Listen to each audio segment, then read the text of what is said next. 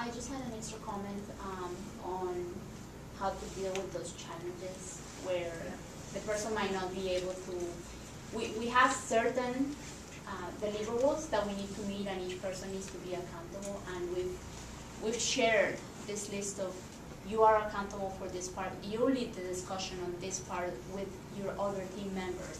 And we've had some difficulties here, and it's gotten to the point where, I will call this person, hey, how are you? What's on your plate? It says here you owe me this for 2 weeks ago. How come you don't have it? Can you give me another deadline? But I give them the chance to say, look, I am busy, and I understand. It's totally understandable that people will not always be working on these new, funny, initiatives.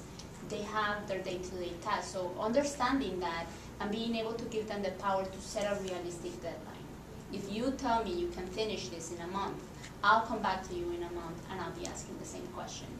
And also calling part of his team members and say, hey, you guys haven't met. I know you're expecting this communication to come from him, but I need you to start talking to each other. So it's kind of sparking that communication again when things are fizzling out.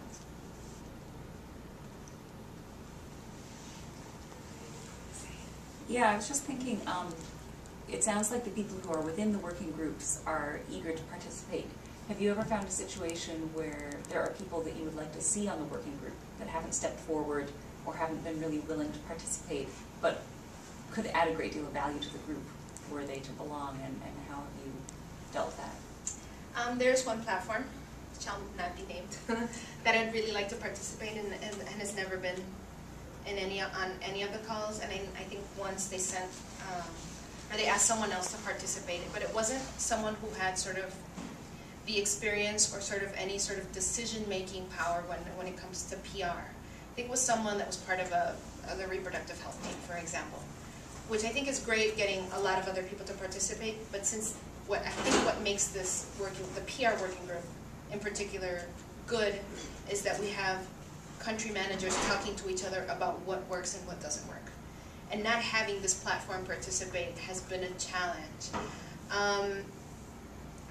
I haven't wanted to put too much pressure on getting just this one platform to participate.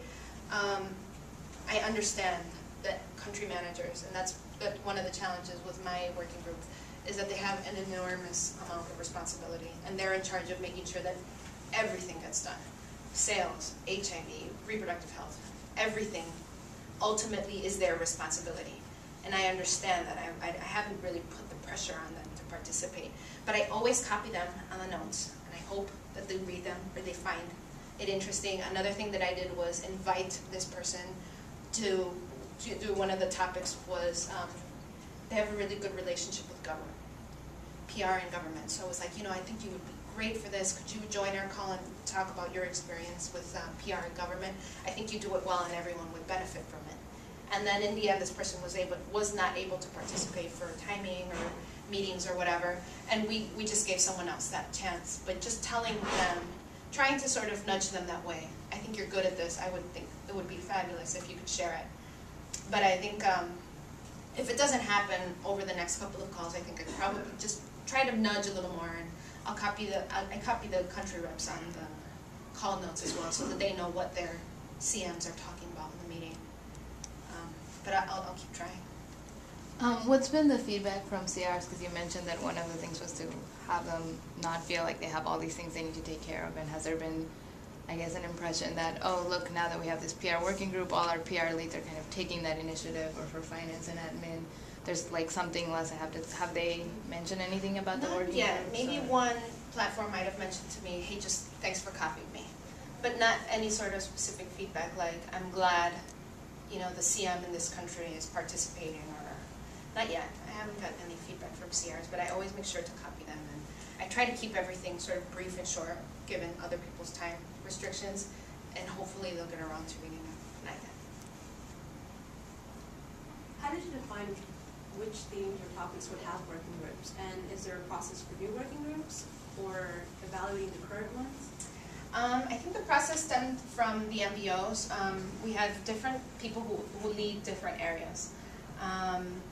We have a regional HR manager, we have a regional BCC manager, regional finance, manager.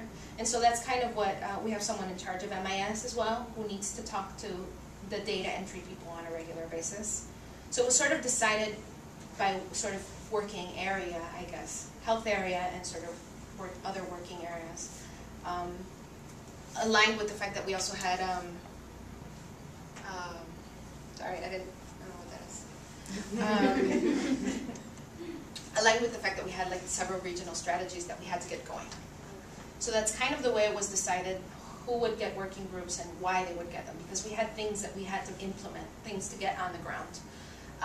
No policy yet on getting new working groups together. I don't think it's really been considered yet. I think, no, nothing written down yet on creating working groups, but it's a good point. I haven't thought about that yet.